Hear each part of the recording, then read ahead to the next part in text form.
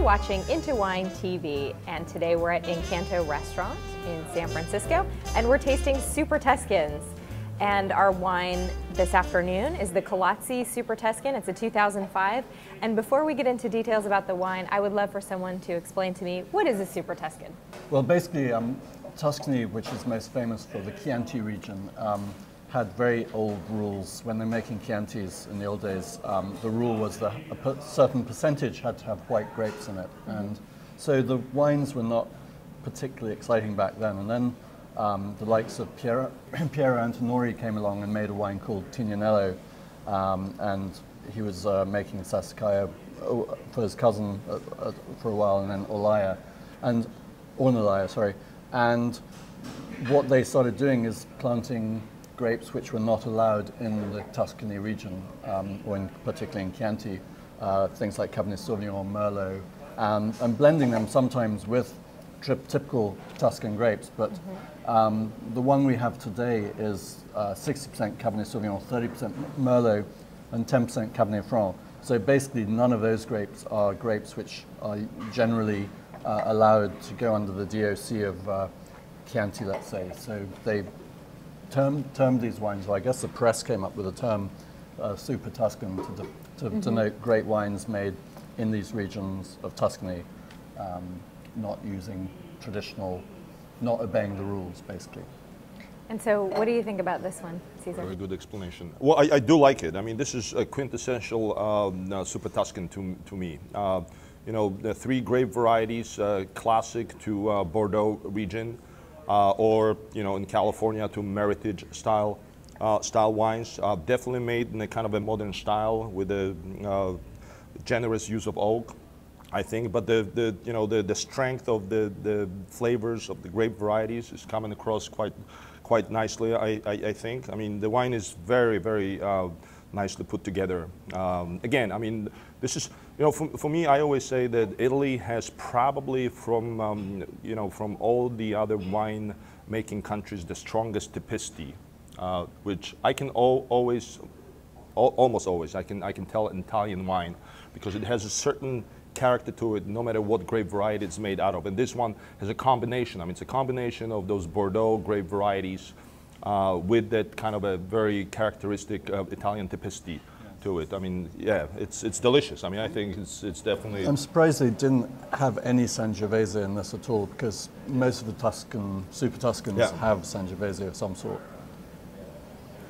Yeah, I agree. I think the wine needs, it's got good structure. It needs a little bit of time to open up. At first, when I first tasted it, I thought it was a little green, a little underwhelmed by it. But, you know, upon second and third tasting, I think it's, you know, it's got a really nice gravelly texture to it that I think, you know, speaks of, you know, the tannins and maybe the soil type. And, you know, it's not a big, huge style of wine. Does it say Super Tuscan on the label?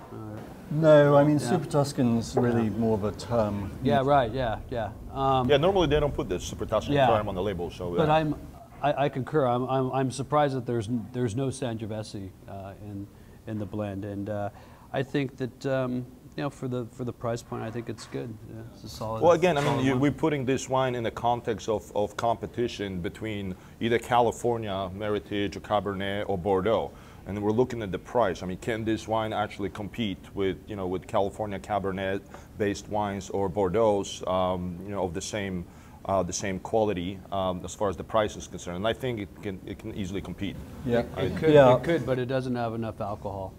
Well, no, I think the alcohol is quite. No, the alcohol is absolutely quite high enough. It's 13.5. It doesn't need any more alcohol. But in terms of other Super Tuscans, you know, I don't know if $50 represents a good value, because, you know, I would probably I'm saying I don't have them side by side, but probably rate Tignanello higher. I'd probably rate Sassicaia and Ornellaia and Ornellaia higher as wines, but I don't know what those wines are selling for. Oh, right now, well, Sassicaia would probably, the 2005 vintage would be probably about 130. Yeah, you see, when I was selling Sassicaia, I launched Sassicaia in Canada when I was for Piero Antinori. He was marketing it, and we were selling it for 18 bucks. Back Well, then. last vintage of Sassicaia that I bought when I was at Rubicon, it was 2000, and I remember I bought it wholesale for $120, if I remember correctly. So yeah, so it gives you an idea. So now with the economy, it is. I'm expecting that probably a good vintage of Sassicaia would be. And Sassicaia, just to give an idea, it's probably one of the top Super Tuscans around. So yeah, and it was one of the originals back in the 70s, and I think Tignanello came out before Sassicaia, but. So would you say this is a good value then at $50? I think so. I also think too that it needs to be stressed that it's the texture of the wine is very elegant. It's very balanced. It's not a super rich style of wine, and I think that anytime you put the term super in front of anything, I think that raises consumers' expectations as to how this wine might be perceived. But I think it's a really nice example of a style. For me, this wine is very well made and shows potential for improving, but right now at this age I just find it not very interesting. Though the quality is there, there's quite clearly it's a good quality wine, but I'd love to see this in 10 years time or 15 years time. Yeah.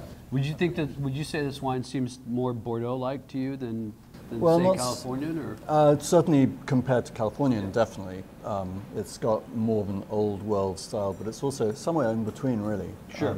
Well, I mean, yeah, that makes sense. I mean, I think to me, the Bordeaux analogy is, given that these are all Bordeaux varietals grown in Italy, you can't compare this to something that's Italian. You have to stay on the same continent, I think, and compare it to, if this was a Bordeaux and so forth. Then I think that if someone's looking for a Bordeaux alternative, then they can. Yeah. This is a nice style of wine. I also think I like the fact this is another wine from a company called the Sorting Table, which I wasn't really familiar with, and again, it's another wine of theirs, which is high quality, good quality wine. So overall, very great quality here with this Super Tuscan, the Collazzi, produced 2005. Retails for $50. Check this out, along with some of our other wines featured on IntoWineTV. We hope to see you again soon. Thanks for joining us.